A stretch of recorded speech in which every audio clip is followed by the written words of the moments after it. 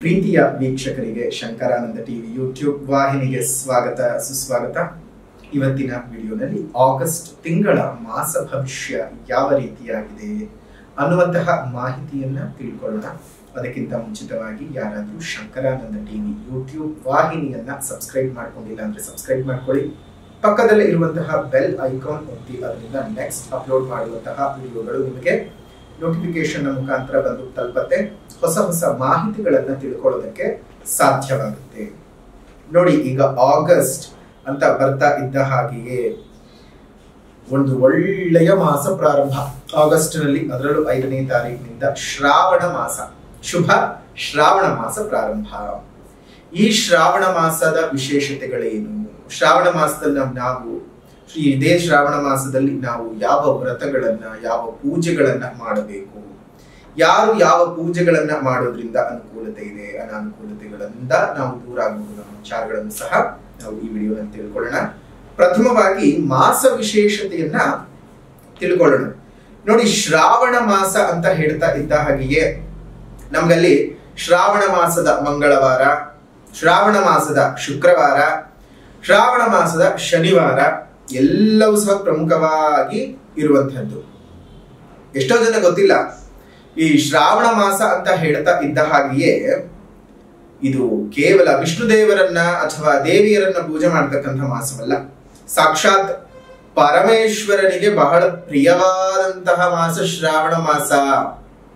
ಗೌರಿ ಸಮೇತ ಭೂಮಿಯಲ್ಲಿ ನೆಲೆಸ್ತಾನೆ ಪರಮೇಶ್ವರನು. ಹಾಗಾಗಿಯೇ ಮಂಗಳ ಗೌರಿ ವ್ರತವನ್ನ ಇದೇ ಶ್ರಾವಣ ಮಾಸದ ಮಂಗಳವಾರದಂದು ವಿವಾಹಿತ ಸ್ತ್ರೀಯರು, ನವದಂಪತಿಗಳು ಮಾಡ್ತಕ್ಕಂಥದ್ದು.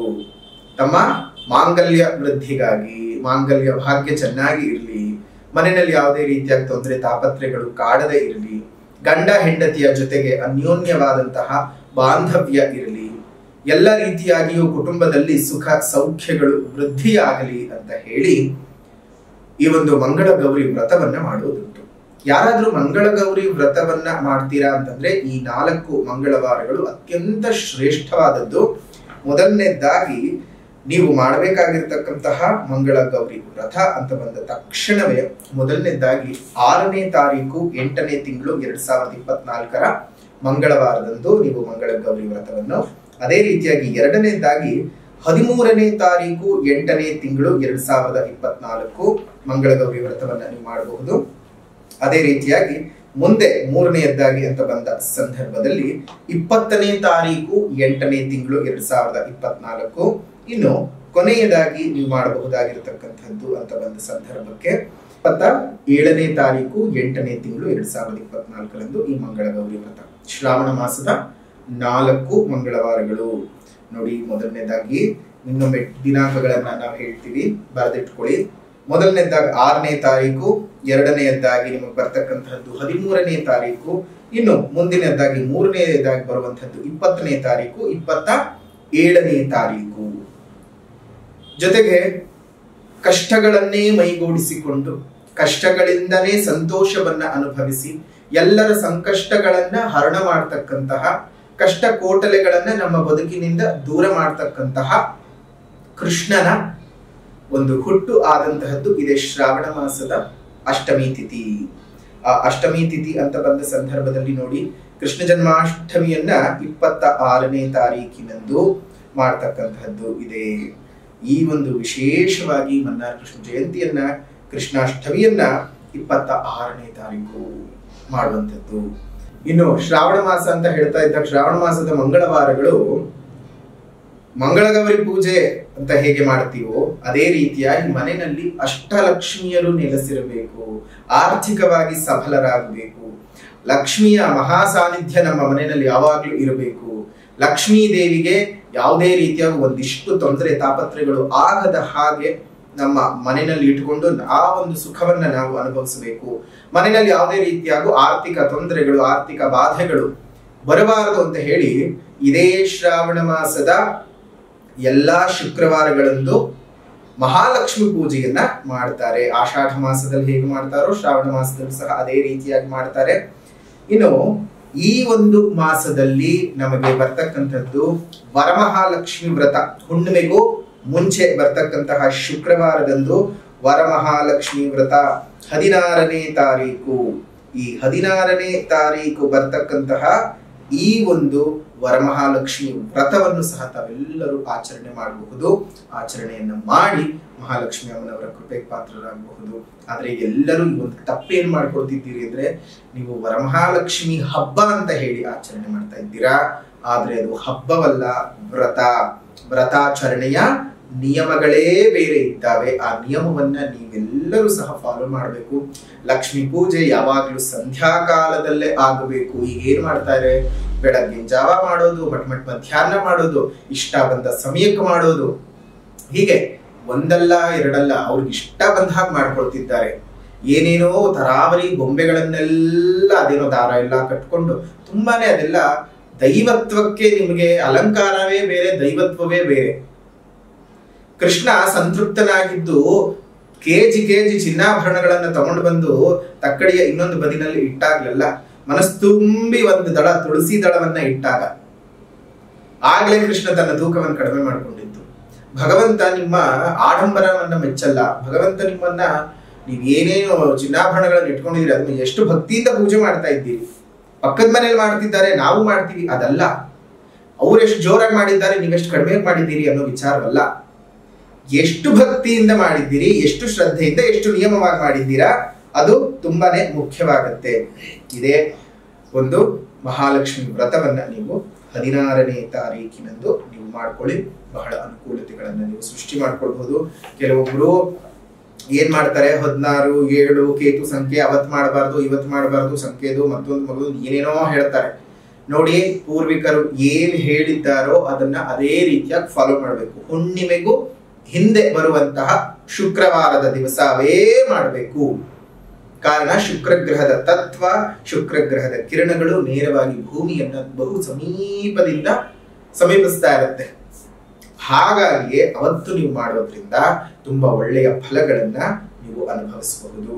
ಹಾಗಾಗಿ 16ನೇ ತಾರೀಕಿನಂದು ನೀವು ವರಮಹಾಲಕ್ಷ್ಮಿ ವ್ರತವನ್ನ ಮಾಡಿಕೊಳ್ಳೋದು ಮರಿಬಾರದು. ಇನ್ನು ಶನಿವಾರಗಳು, ಶ್ರಾವಣ ಶನಿವಾರ ಅಂತ ಹೇಳ್ತಾ ಇದ್ದಾಗ ಎಲ್ಲ ತಿಮ್ಮಪ್ಪನ ದೇವಸ್ಥಾನಗಳು ಪೂರ್ತಿ ಆಗೋಗ್ಬಿಟ್ಟಿರುತ್ತೆ. ಗಲ್ಲಿನಲ್ಲಿರುವಂತಹ ತಿಮ್ಮಪ್ಪನ ಗುಡಿನೂ ಸಹ ಬಿಡಲ್ಲ, ಎಲ್ಲ ಕಡೆ ಹೋಗಿ ಬರ್ತಿರ್ತೀರಿ. ನೋಡಿ, ಇಷ್ಟು ಮಾತ್ರ ಅಲ್ಲ, ಕೇವಲ ವಿಷ್ಣು ದೇವರನ್ನ ಪೂಜೆ ಮಾಡೋದು ಮಾತ್ರ ಅಲ್ಲ, ಇದೇ ಮಾಸದಲ್ಲಿ ನೀವು ಮಾಡಬೇಕಾಗಿರ್ತಕ್ಕಂತಹದ್ದು ಈಶ್ವರನ ಪೂಜೆಯೂ ಹೌದು. ಎಷ್ಟೊಂದು ಜನ ಅದನ್ನೇ ಮರ್ತು ಹೋಗ್ತಾರೆ. ಈಶ್ವರನಿಗೆ ಸಂಪೂರ್ಣವಾಗಿ ತುಂಬಾ ಪ್ರಿಯಕರವಾದಂತಹ ಮಾಸ ಯಾವ್ದಪ್ಪ ಅಂತ ಹೇಳಿದ್ರೆ ಶ್ರಾವಣ ಮಾಸ, ಕಾರ್ತೀಕ ಮಾಸ. ಆ ಎರಡೂ ಮಾಸಗಳು ಅವನಿಗೆ ಬಹಳ ಪ್ರೀತವಾಗಿರ್ತಕ್ಕಂಥದ್ದು. ಆದ್ರೆ ಎಲ್ಲರೂ ಕಾರ್ತೀಕ ಮಾಸಕ್ಕೆ ಮಾತ್ರ ಹೋಗ್ತಾರೆ. ಅಯ್ಯೋ, ಈಶ್ವರ ಬರೀ ಕಾರ್ತೀಕಕ್ಕೆ ಮಾತ್ರ ಸೀಮಿತ ಅಲ್ಲಲ್ಲ. ಆ ಗೌರಿ ಸಮೇತ ಭೂಮಿಯಲ್ಲಿ ನೆಲೆಸ್ತಕ್ಕಂಥದ್ದು ಈ ಮಾಸ ಪೂರ್ತ ನೆಲೆಸಿರ್ತಾನೆ. ಈಶ್ವರನನ್ನ, ಪರಮೇಶ್ವರನ ಒಲಿಸ್ಕೊಳ್ಳೋಕೆ ಇದು ತುಂಬಾ ಸಕಾಲ. ಲಕ್ಷ್ಮೀ ದೇವಿಯನ್ನು ಸಹ ನೀವು ಒಲಿಸ್ಕೊಳ್ಬಹುದು, ಗೌರಿಯನ್ನು ಒಲಿಸ್ಕೊಳ್ಬಹುದು. ಎಷ್ಟು ಶುಭಕರವಾಗಿರ್ತಕ್ಕಂಥ ಮಾಸ ಅಲ್ವಾ? ಅದೇ ರೀತಿಯಾಗಿ ಶ್ರಾವಣ ಮಾಸ ನಮಗೆ ಶುರುವಾಗ್ತಕ್ಕಂತಹದ್ದೇ ಈ ಒಂದು ಜ್ಯೋತಿರ್ಭೀಮೇಶ್ವರ ವ್ರತದಿಂದ. ನೋಡಿ, ಅಲ್ಲಿಂದ ಪೂಜೆ ಪುನಸ್ಕಾರಗಳು ತುಂಬಾ ಪ್ರಾರಂಭ, ವ್ರತಾದಿಗಳು ಪ್ರಾರಂಭ. ನಮ್ಗೆ ನೋಡಿ, ಶ್ರಾವಣ ಮಾಸ ಎಷ್ಟು ಚೆನ್ನಾಗಿ ಒಂದಾದ ಮೇಲೆ ಒಂದು ಪಾಠಗಳನ್ನ ಹೇಳ್ಕೊಡ್ತಾ ಬರುತ್ತೆ ಅಂತಂದ್ರೆ, ಮೊದಲನೆಯದ್ದಾಗಿ ವಿವಾಹಕ್ಕೆ ಸಂಬಂಧಪಟ್ಟಂತಹ ತೊಂದರೆಗಳೇನಾದ್ರೂ ಇದ್ರೆ ಈ ಜ್ಯೋತಿರ್ಭೀಮೇಶ್ವರ ವ್ರತದಿಂದ ನಿವಾರಣೆ ಮಾಡಿಕೊಳ್ಳಬಹುದು. ಅದೇ ರೀತಿಯಾಗಿ ಗಂಡ ಹೆಂಡತಿ ಸಮಸ್ಯೆಗಳಿದ್ರೆ ಮಂಗಳಗೌರಿ ವ್ರತದಿಂದ ನಿವಾರಣೆ ಮಾಡಿಕೊಳ್ಳಬಹುದು. ಹಣಕಾಸಿನ ಸಮಸ್ಯೆ ಇದ್ರೆ ವರಮಹಾಲಕ್ಷ್ಮಿಯ ಪೂಜೆಯಿಂದ ನಿವಾರಣೆ ಮಾಡಿಕೊಳ್ಳಬಹುದು. ನಾಗ ಸಂಬಂಧಪಟ್ಟಂತಹ ದೋಷಗಳೇನಾದ್ರೂ ಇದ್ರೆ ನಾಗರ ಪಂಚಮಿ ಇದೇ ಮಾಸದಲ್ಲಿ ಬರ್ತಕ್ಕಂಥದ್ದು, ನಾಗ ಚೌತಿ ಮತ್ತು ನಾಗ ಪಂಚಮಿಗಳು. ಈ ಮಾಸದಲ್ಲಿ ನಿಮ್ಗೆ ಇಂಥ ಸಮಸ್ಯೆ ಪರಿಹಾರ ಸಿಕ್ಕೋದಿಲ್ಲ ಅನ್ನೋ ಹಾಗಿಲ್ಲ. 12 ರಾಶಿಯವರು ಸಹ ಇದನ್ನು ಸರಿಯಾಗಿ ಉಪಯೋಗ ಮಾಡಿಕೊಂಡು ಜೀವನವನ್ನ ಮುಂದುವರಿಸಿಕೊಂಡು ಹೋಗಿ ತಮ್ಮೆಲ್ಲರಿಗೂ ಸಹ ಸುಖವಾಗ್ಲಿ, ಸೌಖ್ಯ ಉಂಟಾಗ್ಲಿ, ಜೀವನದಲ್ಲಿ ಎಲ್ಲ ರೀತಿಯಾದಂತಹ ಏಳಿಗೆಗಳು ಸಹ ಬರಲಿ. ಇನ್ನು ಈ ಮಾಸದಲ್ಲಿ ಬದಲಾವಣೆ ಆಗ್ತಕ್ಕಂತಹ ಗ್ರಹಗಳ ಬಗ್ಗೆ ಮಾಹಿತಿಯನ್ನ ನೋಡೋದಾಯ್ತು ಅಂತ ಹೇಳಿದ್ರೆ, 17ನೇ ತಾರೀಕು 8ನೇ ತಿಂಗಳು 2024ರಂದು ಸಿಂಹ ರಾಶಿಗೆ ರವಿ ಪ್ರವೇಶ ಮಾಡ್ತಾ ಇದ್ದಾನೆ. ಇನ್ನು 22ನೇ ತಾರೀಕು 8ನೇ ತಿಂಗಳು 2024 ವಕ್ರೀಗತನಾದಂತಹ ಬುಧನು ಕರ್ಕಾಟಕ ರಾಶಿಗೆ ಪ್ರವೇಶ ಮಾಡ್ತಾ ಇದ್ದಾನೆ. ಇನ್ನು 24ನೇ ತಾರೀಕು 8ನೇ ತಿಂಗಳು 2024 ಶುಕ್ರನು ಕನ್ಯಾ ರಾಶಿಗೆ ಪ್ರವೇಶ ಮಾಡ್ತಾ ಇದ್ದಾನೆ. ಇನ್ನು 26ನೇ ತಾರೀಕು 8ನೇ ತಿಂಗಳು 2024 ಮಿಥುನ ರಾಶಿಗೆ ಕುಜ ಪ್ರವೇಶ ಮಾಡ್ತಾ ಇದ್ದಾನೆ. ಇದಿಷ್ಟು ಈ ತಿಂಗಳ ಗ್ರಹಗಳ ಬದಲಾವಣೆಗಳು. ಈ ಗ್ರಹಗಳ ಬದಲಾವಣೆಯ ಆಧಾರದಲ್ಲಿ ಮಾಸ ಭವಿಷ್ಯ ಯಾವ ರೀತಿಯಾಗಿದೆ ಅನ್ನುವಂತಹ ವಿಚಾರವನ್ನ ಈಗ ತಿಳಿದುಕೊಳ್ಳೋಣ. ತುಲಾ ರಾಶಿಯವರಿಗೆ ಆಗಸ್ಟ್ ತಿಂಗಳಿನಲ್ಲಿ ಯಾವ್ಯಾವ ರೀತಿಯಾದಂತಹ ಫಲಾನುಫಲಗಳನ್ನು ಕೊಡಬಹುದು ಅನ್ನೋದನ್ನು ನೋಡೋಣ. ತುಲಾ ರಾಶಿಯವರಿಗೆ ಗುರು ಅಷ್ಟಮದಲ್ಲಿ, ಜೊತೆಗೆ ಪಂಚಮ ಶನಿಯ ಪೀಡೆ ಇದು ಎರಡೂ ಸಹ ನಡೀತಾ ಇದ್ರು. ಇವೆರಡರ ನಡುವೆಯೂ ಸಹ ಒಂದಿಷ್ಟು ಆಶಾಭಾವನೆಯನ್ನ ಇಟ್ಟುಕೊಳ್ಳಬಹುದಾಗಿರ್ತಕ್ಕಂಥ ಮಾಸ ಅಂತಾನೆ ಹೇಳ್ಬಹುದು. ಅಷ್ಟಮ ಗುರುವಿನ ಪ್ರಭಾವ ಆದರೂ ನೇರವಾಗಿ ಧನಸ್ಥಾನದ ಮೇಲೆ ದೃಷ್ಟಿ ಬೀಳ್ತಿದೆ. ಹಾಗಾಗಿ ಹಣಕಾಸಿನ ಪ್ರಯೋಜನಗಳು ತುಂಬಾ ಚೆನ್ನಾಗಾಗ್ತದೆ. ಅಷ್ಟ ಮಾತ್ರ ಅಲ್ಲ, 4ನೇ ಮನೆ ಮೇಲೆ ದೃಷ್ಟಿ ಬರ್ತದೆ ಗುರುವಿನದ್ದು. ಅದು ಸಹ ಸುಖಸ್ಥಾನಕ್ಕೇನು ಕೊರತೆ ಆಗದೆ ಇರುವ ಹಾಗೆ, ಮತ್ತು ನಿಮ್ಮ ಮಾತೃವಿನ ಅನಾರೋಗ್ಯವನ್ನ ಒಂದು ಕ್ಲಿಯರ್ ಮಾಡ್ತಾ ಆಕೆಗೆ ಆರೋಗ್ಯವನ್ನ ಪ್ರಾಪ್ತಿ ಮಾಡಿಕೊಡುವ ಹಾಗೆ ಮಾಡಿಕೊಡ್ತಾ ಹೋಗ್ತದೆ. ಕುಟುಂಬದಲ್ಲಿ ಸ್ವಲ್ಪ ಸುಖ, ಶಾಂತಿ, ನೆಮ್ಮದಿ, ಸೌಖ್ಯ ವರ್ಧನೆ ಆಗುವಂತಹ ಸುಸಂದರ್ಭವಾಗಿರುವಂತಹ ತಿಂಗಳು ಅಂತಾನೆ ಹೇಳಬಹುದು. ಜೊತೆಗೆ ನಿಮಗೆ 12ನೇ ಮನೆಯ ಮೇಲೆ ಬೇರೆ ಗುರುವಿನ ದೃಷ್ಟಿ ಬೇರೆ ಬೀಳ್ತಿದೆ. ದೇಹದ ಆಲಸ್ಯ, ಆಯಾಸ ಎಲ್ಲವೂ ಸಹ ಹೋಗ್ತಕ್ಕಂಥದ್ದು. ಅಂದ್ಕೊಂಡಂತಹ ಎಲ್ಲ ಕೆಲಸ ಕಾರ್ಯಗಳಲ್ಲೂ ಸಹ ತುಂಬಾ ದೊಡ್ಡ ಮಟ್ಟದ ಯಶಸ್ಸನ್ನು ಸಾಧಿಸಿಕೊಳ್ಳೋದಕ್ಕೆ ಈ ಒಂದು ತಿಂಗಳು ನಿಮಗೆ ತುಂಬಾ ಸಪೋರ್ಟಿವ್ ಆಗಿರ್ತದೆ. ತುಲಾ ರಾಶಿಯವರಿಗೆ ಅತ್ಯಂತ ಯಶಸ್ವಿಯಾಗಿರ್ತಕ್ಕಂತಹ ತಿಂಗಳನ್ನ ನೋಡ್ತೀರಿ. ಆದ್ರೂ ಕೆಲವೊಂದ್ಸಲ ನಿಮ್ಮ ಜಾತಕದ ಜನ್ಮ ಜಾತಕದ ಆಧಾರದಲ್ಲಿ ಅಶುಭ ಗ್ರಹದ ದೃಷ್ಟಿಗಳು, ಅಶುಭ ಗ್ರಹದ ದಶಾಭುಕ್ತಿಗಳೇನಾದ್ರೂ ನಡೀತಾ ಇತ್ತು ಅಂದ್ರೆ ಕೆಲವೊಮ್ಮೆ ಕೆಟ್ಟ ಫಲಗಳನ್ನ ಅನುಭವಿಸಬೇಕಾಗ್ತದೆ. ಹಾಗಾಗಿ ಆ ಒಂದು ಕೆಟ್ಟ ಫಲಗಳು ನಿಮ್ಮ ಬದುಕಿನಲ್ಲಿ ಬರಬಾರದು ಅನ್ನೋ ಹಾಗಿದ್ದರೆ ನೀವೇನ್ ಮಾಡಬೇಕು, ಒಂದ್ಸಲ ನಿಮ್ಮ ಜನ್ಮ ಜಾತಕವನ್ನು ತೋರಿಸ್ಕೊಳ್ಬೇಕು. ಕಲಾವಿದರಿಗೆ ಉತ್ತಮವಾದಂತಹ ಆಪರ್ಚುನಿಟಿಗಳು ಬಂದು ಕೈ ಸೇರ್ತಕ್ಕಂಥದ್ದು, ಪದವಿಗಳು, ಸನ್ಮಾನಗಳು, ಪುರಸ್ಕಾರಗಳು, ಪ್ರಶಸ್ತಿಗಳು ಏನೇನೋ ಲಭಿಸುತ್ತವೆ. ಶಿಕ್ಷಕರಿಗೆ, ವಿಜ್ಞಾನಿಗಳಿಗೆ ಬಹಳ ದೊಡ್ಡ ಮಟ್ಟದ ಕೀರ್ತಿ ಮತ್ತು ಗೌರವ, ಅಪಾರವಾಗಿರ್ತಕ್ಕಂತಹ ಮನ್ನಣೆ ಸಿಗ್ತಕ್ಕಂತಹದ್ದು ಈ ಒಂದು ತಿಂಗಳಲ್ಲಿ ಆಗತ್ತೆ. ಸರ್ಕಾರದಿಂದ ಒಳ್ಳೆ ರೀತಿಯಾದಂತಹ ಸರ್ಕಾರಿ ಕೆಲಸದಲ್ಲಿ ಇರ್ತಕ್ಕಂಥವ್ರಿಗೆ ಸರ್ಕಾರದಿಂದ ಒಳ್ಳೆಯ ಆಫರ್ಸ್ಗಳು ಬರ್ತಕ್ಕಂಥದ್ದು. ನಿಮ್ಮ ಕುಟುಂಬದ ಹಿರಿಯರ ಆರೋಗ್ಯ ವೃದ್ಧಿಯು ಇನ್ನಷ್ಟು ನಿಮಗೆ ಸಂತಸವನ್ನ ತಂದುಕೊಡುತ್ತದೆ, ಸುಖವನ್ನ ತಂದುಕೊಡುತ್ತೆ. ಒಡಹುಟ್ಟಿದವರ ವಿಚಾರದಲ್ಲಿ ಒಂದಿಷ್ಟು ನೆಮ್ಮದಿ ಹೋಗುತ್ತೆ. ಇದೊಂದು ವಿಚಾರ ನಿಮಗೆ. ಒಡಹುಟ್ಟಿದವ್ರು ನಿಮ್ಮ ನೆಮ್ಮದಿನ ಕಿತ್ಕೊಂಡ್ಬಿಡ್ತಾರೆ, ತಿಂದು ಹಾಕ್ಬಿಡ್ತಾರೆ. ನೀವು ಒಂದಿಷ್ಟು ಬುದ್ಧಿ ಇಲ್ಲದೆ ಇರ್ತಕ್ಕಂಥವ್ರು. ತುಲಾರಾಶಿಯವರು ಹೇಗೆ ಅಂತಂದ್ರೆ ಎಲ್ಲವನ್ನ ಕೊಡು, ಎಲ್ಲವನ್ನ ಕೊಡು, ಎಲ್ಲವನ್ನ ಕೊಡು ತೋರಿಸ್ಕೊಂತೀರ ನೀವು. ನಿಮಗೆ ಗೊತ್ತು ನೀವು ಕಷ್ಟದಲ್ಲಿ ಇದ್ದೀನಿ ಅಂತ ಆದ್ರೆ 4 ಜನದ ಮುಂದೆ ನನ್ನ ಕಷ್ಟ ಅಂತ ನೀವು ಹೇಳ್ಕೊಳ್ಳುವಂಥ ಮನಸ್ಥಿತಿ ನಿಮ್ಗೆ ಇಲ್ವೇ ಇಲ್ಲ.